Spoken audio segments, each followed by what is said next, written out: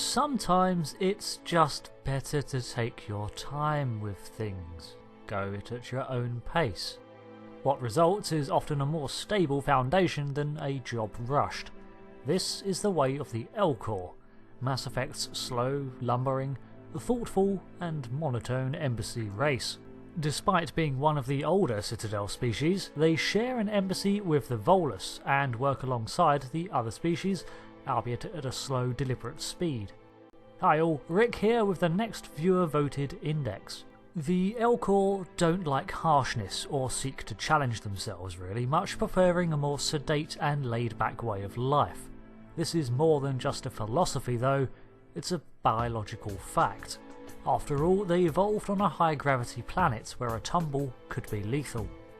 They are around 8 to 9 foot tall. Physically they are quite slow but heavily muscled and very strong.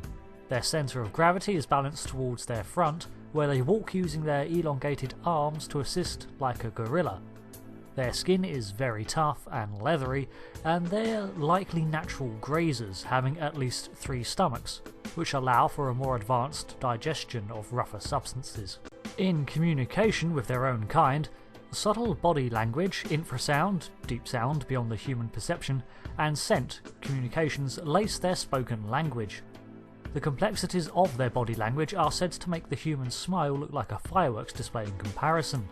This, combined with pheromones and sounds lower than most species' range of hearing, means that most emotional tone of an Elcor's voice is lost. This means that to others, the Elcor seem monotone and emotionless. To avoid this, Elcor preface their dialogue with the appropriate emotional adjective. An Elcor typically lives for around 300 years. Their homeworld is Dekuuna, located in the Celian Nebula of the Phonetis system. Their planet is a typical garden world with vast forests and expansive tracts of grassland, primarily located around the equator. The mountainous regions are rich in metals and other resources used for construction, though one can't imagine the gravity permitting mountains of too high an altitude. This, combined with the easy access to woodlands, has meant that the Elcor have never really been subject to a resource shortage. Most of their colonies and cities lie around the grasslands at the equator, as they prefer this milder habitat. Colonies elsewhere on the planet are present but are likely climate controlled due to the Elcor's discomfort at less than ideal living conditions. Their planet has 2 capital cities that are identical in function if not quite form. This duality is left over from a time when the Elcor migrated, subject to the changing wet and dry seasons of Dekuuna. Nowadays, such migration is unnecessary due to artificially imposed habitats, but still observed as a cultural event likely comparable to a holiday. The planet itself has a 1.1 Earth-year orbit around its Sun and a radius of 10,387 kilometres, dwarfing the Earth's 6,371. It too has a longer day length of 68.4 Earth hours, and noticeably a much higher gravity, rated at 4 times Earth standard. It also has a single moon, Oltan. The governmental structure of Dekuuna is known as the Courts of Dekuuna and run in a fashion befitting the Elcor. As deliberate and slow in rendering a verdict as the Elcor themselves, the courts take a great care in weighing in on matters of concern, preferring to explore every avenue to an argument and hear every side. The members of these courts are made up of the Elders, suggesting a gerontocracy where the older members are looked to for their accumulated experience. In fact, the court elders spend a majority of their ruling time in debate with one another, arguing and creating hypotheticals and numerous what-if scenarios.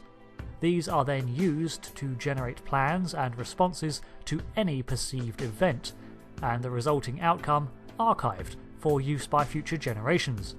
This means that the government records of the Elcor are in a sense a myriad of plans and scenarios ready to be enacted, which are both a strength and a weakness of the race. On the surface, it provides an immediate response one might not expect from such a moderately paced species. However, it means that new, unpredicted scenarios might cause delays in an official reaction, and existing ones could be predicted if the archives were attained for political negotiation advantage or military strategies. The Elcor as a species are amiable to outsiders and welcome guests with a pleasant demeanour, often seeming trusting and open even to outsiders and occasionally to their detriment. They have a tribal origin as a species, with each tribe led by a chieftain leader, which is evident by the layout of their current society. They share strong ties with their family and surrounding Elcor community. Interestingly, they seem to only use one name, such as Kaelin, Harrot, Ptosi, or Zoltan.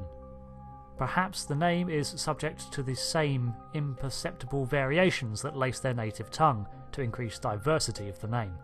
Their tolerant nature has served them well in the galactic scene, as they share an embassy with the Volus, despite being an older race of the Citadel. Some see this as a denial of the respect the Elcor have earned, but the Elcor themselves are content to progress at their own pace.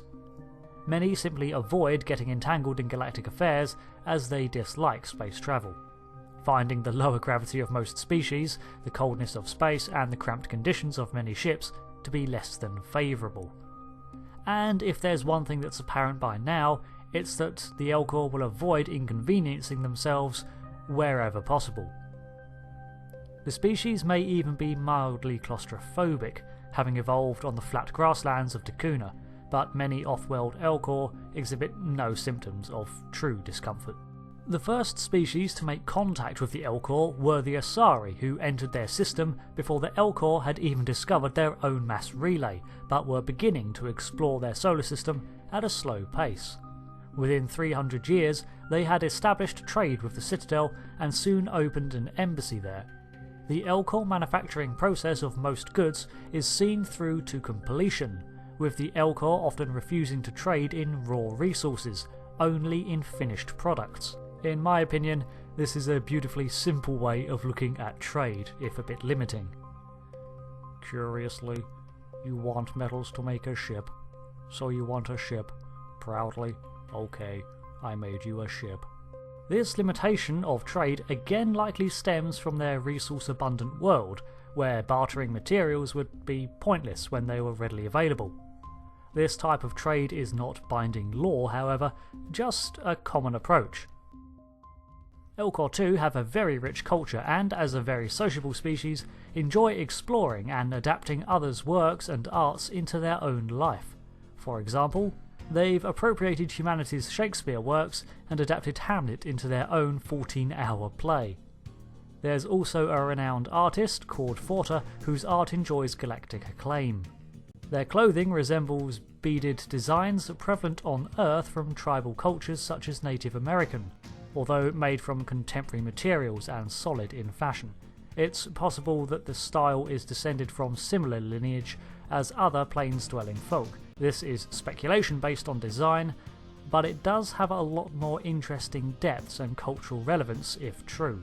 All is not peaceful, however, as every species has had to fight from time to time, and the Elcor are no exception. In war, the Elcor use VI-assisted targeting systems and shoulder-mounted heavy weapons to allow for their four-limbed locomotion. Rockets, missiles, Gatling guns and other comparatively oversized weaponry are all common weapons for an Elcor. They heavily favour ground combat, and although they do have a navy, it consists of a majority of troop transports for deployment. When working with the other races, their weaknesses in space combat is negated by species like the Turians and the humans, and their ground forces bolster their allies. More than one Marine has commented that the Elcor are walking tanks. Similar virtual intelligences to those that power their weapons are developed by Elcor for use throughout their society. The government even makes use of them in formulating their hypothetical archive of plans. In terms of religion, there is a book called the Code of the Ancients, and it's considered a holy text to the Elcor people. Its contents are unknown to those outside of the Elcor, but from descriptions it presumably details a way of life recorded in ancient times, and is the basis of a religion of some strength. Its importance seems paramount, as it was a priority to recover the code from their Reaper-infested homeworld during the Reaper invasion, and ownership of it would give an official a point around which to unite his or her people. The Elcor are hard not to like, although perhaps hard to listen to. Their sociable nature is often seen as endearing, but it can lead them to being taken advantage of, though there are some Elcor out there who utilise their species' stereotypes to their advantage to swindle naive individuals. I would even suggest that they utilise their monotone voice to hide their true intentions from others if needed, but that might hurt their feelings and I don't want to give them ideas. The welcome Elcor don't have much more development on them, and I'd love to see more of Dekuuna, but considering a human would probably pass out due to the gravity, it's unlikely we'd visit in future Mass Effect games. Future Mass Effect games. Thanks for watching this Cultural Index. As usual, there is a vote in the comments for the next species, with a like on the comment indicating a vote. Next time the video will be on either the degenerate Dalek Empire of the Whoniverse, or instead the Wookiees of Star Wars, two different classics from two different universes. So, thanks again, and I'll see you next time. Goodbye.